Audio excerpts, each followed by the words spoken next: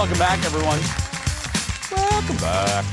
Well, our guest today knows a thing or two about talk shows. She was a producer on Late Night with David Letterman in the NBC years and was co-creator of The Daily Show. Not bad. Now in her second life, she's all about cooking on her blog, Mad in the Kitchen. And since we last saw her, we have both fallen madly in love with each other and now split our time between our homes in Seattle and Minnesota. Please welcome back to the show my new wife, Madeleine Smithberg, everybody. Hi, Jason. Hi, sweetie. How are you? We've fallen in love. We have. And my husband is even okay with it. Yeah, and strangely, my husband's okay with it too. So there we go. That's fine. Yeah. They can hang out. They can talk about boy stuff. Exactly. Yeah. Well, there's one little problem with that, but that's fine. Anyway, Madeleine. I got it. Yeah. We're modern. We can work this out. We can define it for ourselves, Madeleine. That's exactly my motto. I'm not joking. I'll just start with a real quick compliment. Ever since you were here, we've been on the air 6 years. I have like my top 5 guests of all times. You are quickly on that list. I really did. You were one of my favorites, and I so appreciate you being willing to come back. Oh, I'm really excited to be back here. I had so much fun too. And I never even have to leave my house, which I haven't really done since March. So seriously, really changed much. Well, Madeleine has stories coming up a little bit later, but let's cook first. What are we making today, Madeleine? Okay, we are making the laziest weeknight dinner you can possibly come up with. And the reason I decided to do it for you today is because literally Sam, my husband, and I have this for dinner about 3 times a week. You will see you can make it once you've set everything up, you can make it in under 2 minutes. And it is delicious, nutritious, and really healthy because there's no carbs or really that much fat. So what we're doing is we're going to take a rotisserie chicken, the kind you buy in the supermarket or at Costco. And this particular one is from Walmart, and I've tasted them all. It's really, really good. Yeah, so Walmart has good chicken, Madeleine. I mean, I taste tested. I couldn't believe it. Yeah. Better than Whole Foods.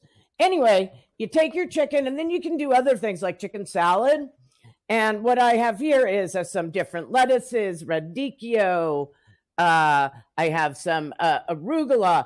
I've taken the chicken off the bone and shredded it with my hands, which I washed.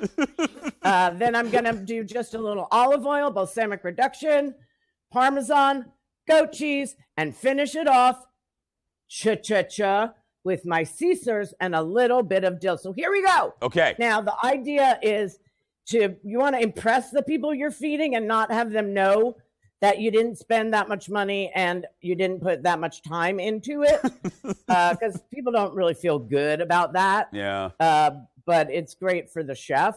So I'm just laying them out. I'm trying to do something, that gets you a little bit of bang for your buck, so they say. And so I do it on a platter instead of in the traditional salad bowl. Okay.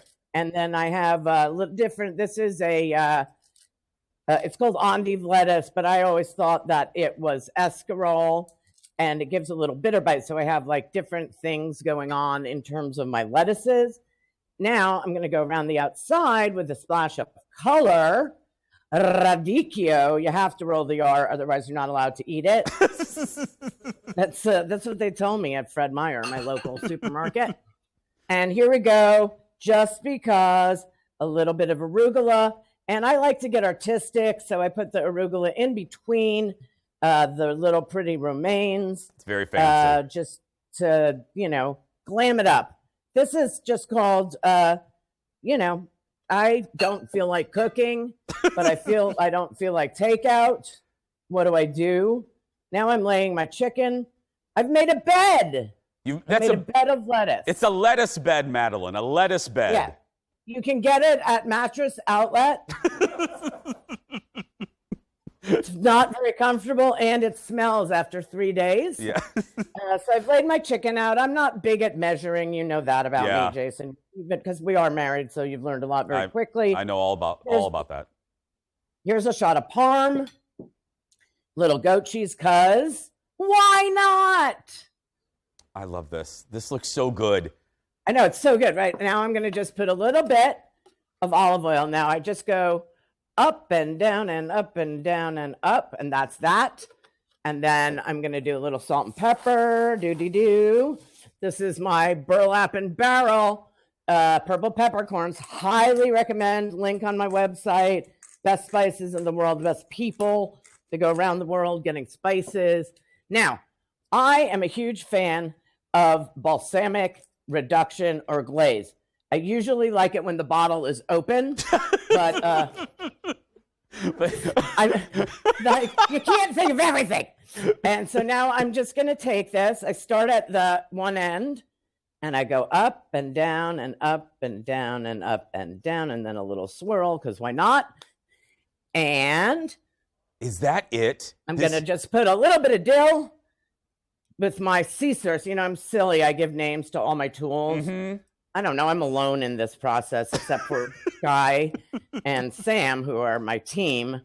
But other than that, it's up to me to amuse myself. And then, just because it's pretty, I'm popping a lemon on top, and there it is. There you have it. And Madeleine, you and your other husband eat that a couple times a week? Yeah, like 3 times a week. We're watching our weight. You know, the COVID-19 is not about the year the virus happened. It's about how many pounds you gain. Exactly. I get it. I'm going to make that. That is so easy. We're going to put... It's so easy, and it's so friggin' delicious. Sometimes I think we're going to get sick of it, but we haven't yet. No. And I hope everybody can make it at home and have a delicious meal when they don't really want to cook. Yeah, or they're just feeling lazy. Want to order in. It's cheaper than ordering in for sure. And much more delicious because it's homemade. Well, cooking is done. Now we're going to laugh our butt off. When we come back, Madeleine has some stories. You know she does, and we'll hear those when we return. Back in a moment, everybody. That looks amazing. I'm making that Thursday.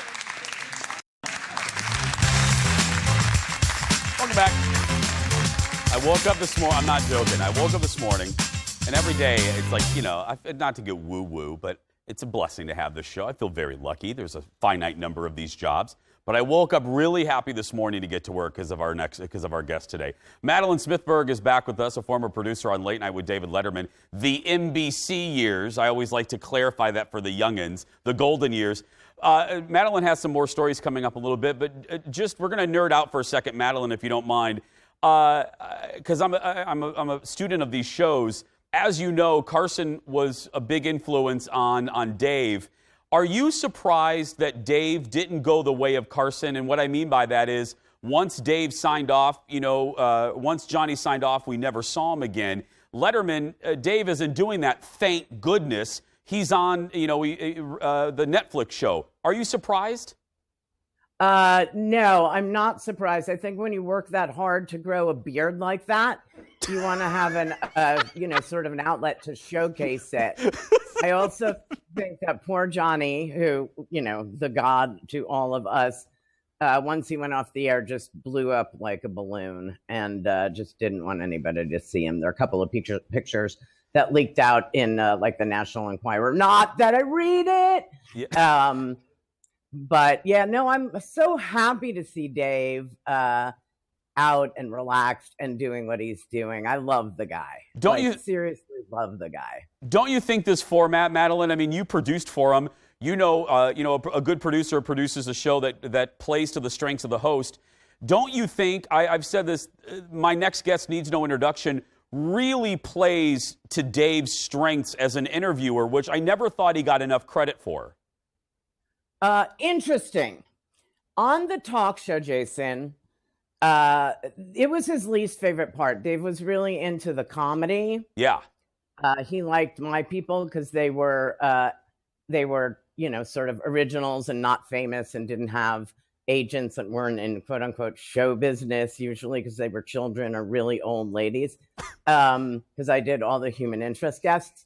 But I think that, if Dave felt like it was his job to interview celebrities and he just did not really enjoy it when it was coming at him rapid fire. Yeah. But the difference with his Netflix show is it's handpicked.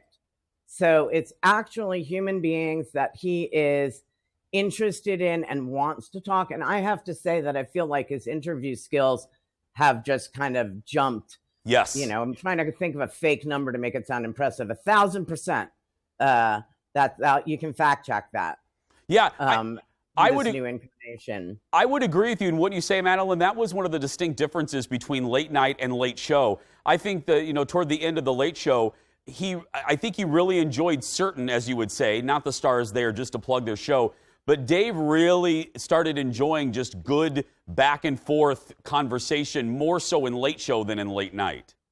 I think that's absolutely true. I think it's also when you're interviewing someone, and you know this, hubby, because you do it all the time, you have to feel confident within himself. And I think that there's a part of Dave, and it's part of what his unbelievable appeal is that he's a little bit uncomfortable in his own skin. And while that makes for great television, it doesn't necessarily make for a great interviewer. And so as he evolved and felt more comfortable, especially in the 11:30 slot and on CBS, I think he kind of just, and I think he also changed a lot after his heart surgery. He just sort of, like a fine wine. Yeah. He mellowed. Yep.